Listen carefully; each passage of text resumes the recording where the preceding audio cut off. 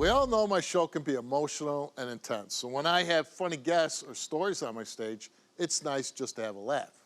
Today I'm looking back at some old school episodes where I just couldn't help but laugh out loud. That's what happened when Edwin was on my stage 12 years ago, telling me the story about how he found a man hidden in his closet and his wife Jenny mopping the floors in high heels at 4 a.m. Take a look. She told you that she messed around with some guy? Yeah. After a year and a half? Yeah, she admitted that he came and got her from school, and he dropped her off at school before I came back to pick her up. She never went to school.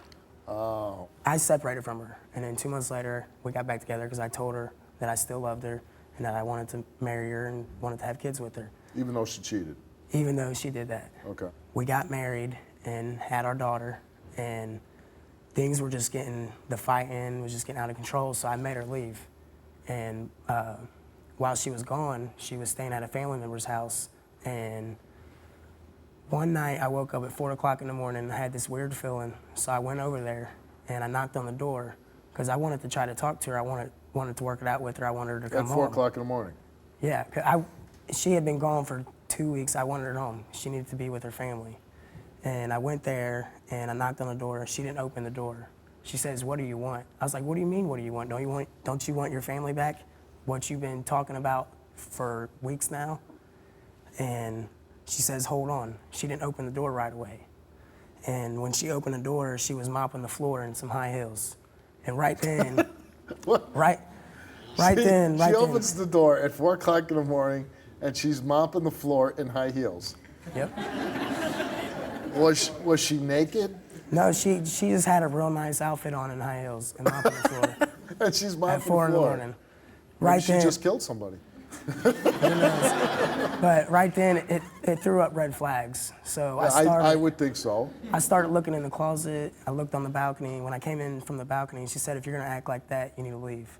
Because you were looking through all the rooms. Yeah, so right then, that really set me over the edge. So I made it to the bedroom, and I found a guy hiding in the floor of the closet.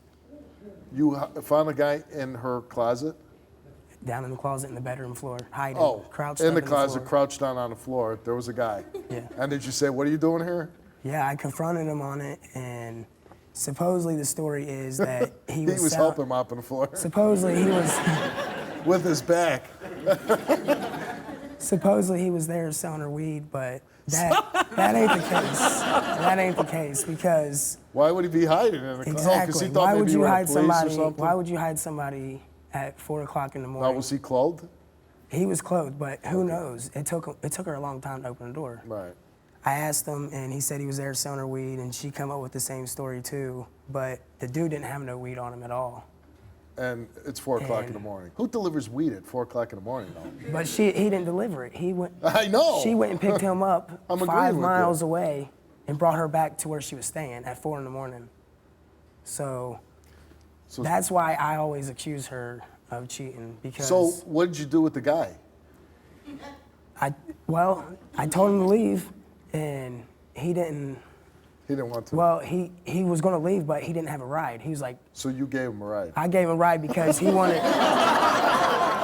Gave him a ride because he was gonna. My wife was gonna take him home, so I wasn't gonna let that happen. So I took him home. I told him I was moving out because it had got too bad. The arguing and fighting around our kid. What do you fight about? Him accusing me of cheating all the time. Do you cheat on him? No, I don't. Yes, I put myself in a compromising position and it looks bad. What but position so is was he. that? The guy that he found at a family member's house. It wasn't my house. It was a family member's. So you want? This is the guy that the weed dealer was in the closet. Yes. Okay, Jenny. We asked you 2 questions. Did you ever have any type of sexual, physical contact with the man you attempted to hide in a closet? Yes. You answered no, and the results for that question is you did not tell the truth. For real? For real, Jenny? What the? Did tell the Dude, adios. When there's one more question. That is no. That is Steve. I just read the results. I done nothing with that guy. That is I didn't touch the guy. We asked you, and I'm going to get to this next question right now, and I'm going to read it. But the fact that you had a man hiding in your closet at 4 o'clock in the morning, I'm guessing I don't believe you either. I mean, that's the point I was trying to make. But I didn't. Okay. See? Since you have been married to Edwin, have you had sexual intercourse with someone else? You answer no, and the results for that question is you did not tell the truth. Oh my God! I don't think you had to come here and wonder why she had a guy in her house at 4 o'clock in the morning hiding in the closet. You know what I mean? There's a reason why people hide things, because they don't want anybody to see it. And she didn't want you to see that. No matter what the reason is, she was hiding something from you. Not every marriage is going to make it. That's a fact of life. And if you got a woman that's being deceptive to you, lying to you, you're not happy the way she treats you, maybe you should explore it of separating, see what life's like without her for a while. And if you can't bear without her, then maybe she is the true love of your life. You go back to her and try to work things out. But right now, being separated, I don't know if it's not the worst thing in the world. I agree. You know, instead of worrying about that relationship, worry about being a good dad to your beautiful little girl.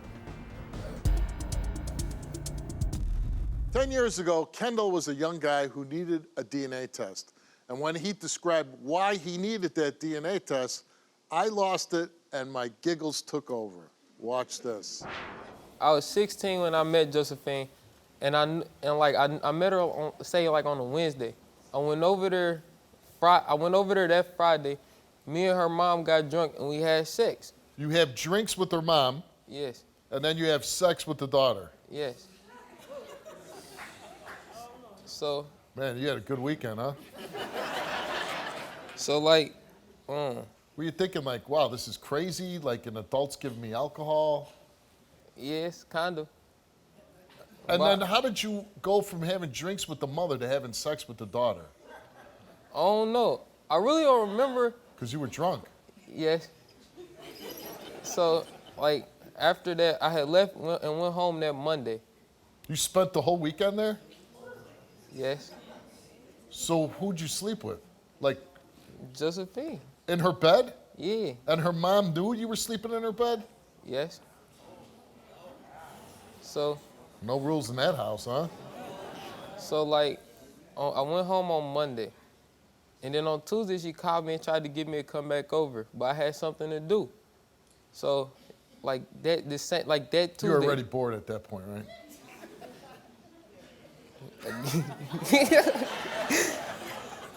I was 16 once. So she said, when I said I wouldn't come back over, she told me she was pregnant. On Tuesday? Yeah, the next day, the day after I left. I had thought about it. I was like, she just wants some attention. So I had just left it alone. And then I had went away for a while. And when I came back home, a month later, I had got on Facebook. And I had a bunch of messages from her page. And it was it's her mom. We need to talk. It's an emergency. It's about Josephine. So I called and was like, what's up? And she was like, well, Josephine's 4 months pregnant. Steve, I met Josephine in January. It was only March when she called me. Another guy called me and was like,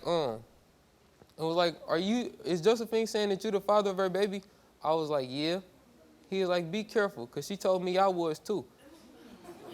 And it's another guy? Yeah. I never met this guy before in my life. This is my first time talking to him. So I get on Facebook and I look at messages and they arguing. And she did admit that she said that he was the father of the child. So how old was the baby when you first met the little boy? He was 4 months. 4 months. Did he look like you? Yes. He did? He looked like me and one of my brothers. Nah, not saying that he could.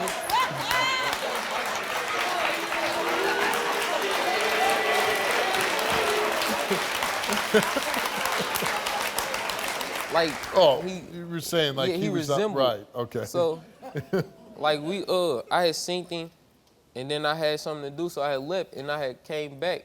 But this time I had bought some clothes and shoes for him. And then I had left again, and he had spent the night with me. And Steve, it was the winter time. The baby came over in shorts and no coat, I swear. Let's bring the true love of your life? No. No. Did you ever have any type of relationship with her other than She a didn't sexual know my encounter? name. Okay. Okay, I'm gonna have you go backstage for a minute, and I'm gonna bring her out, and then we'll bring you back out. Okay. All right. So let's meet Josephine. Hi, Steve. How you doing, Josephine? I'm all right. How are you doing? Good. So I guess I gotta ask you a question. Is there any other person that could be the father of your child? No, sir. No, just... I'm 100% sure he is. I'm not that type of female that's gonna brag about it or nothing. I'm just gonna get straight to the punch. Yeah, I've done my wrong in the past. I was 16 when I got pregnant, and it's really hard being a teen mom. Don't get me wrong, my mom's Well, not. I gotta imagine. My mom's not the perfect mother, and I can honestly say that Did she get she's alcohol not. that weekend? No, she did not. One thing, my Was brother. he drinking alcohol in your house? Yes, he was drinking alcohol in my house. Okay. But my mother did not give it to him. Like, oh, here you go, drink this. But She didn't when do you're that. okay, like I have a house, right? Mm-hmm. And if there's a teenage boy in my house and he's drinking alcohol, Mm-hmm. I probably should know about it, right? Yes, sir. You don't understand. You don't understand how it feels to get up at 3 o'clock, 6 o'clock in the morning when him screaming and hollering because he's teething. You don't understand how that feels. You don't understand how it feels when he calls me dad and he calls me mom. He's confused because he don't know who you are. That hurts. That really does hurt because he needs a father. I can't give him what a man's gonna do for him. Unfortunately, right now, he's still not gonna get a man. So, But a male figure in his life. Right. He needs that. I can't do that. Now, if this DNA test comes back, Kendall, and you are the biological father, will you help her out? Yeah, I made a promise to my mother, and I put it on my grandfather I would. Okay. All right, you came here and you took a DNA test, and the results of that DNA test, Kendall, is that you are the father of Josephine's. I told your ass, boy. How do you feel that you are the father? I want him this weekend. You what? I want him this weekend. Can I get him? You want him this weekend? Yeah. Yep, you can have him. As long as you step up and show me that you can do it.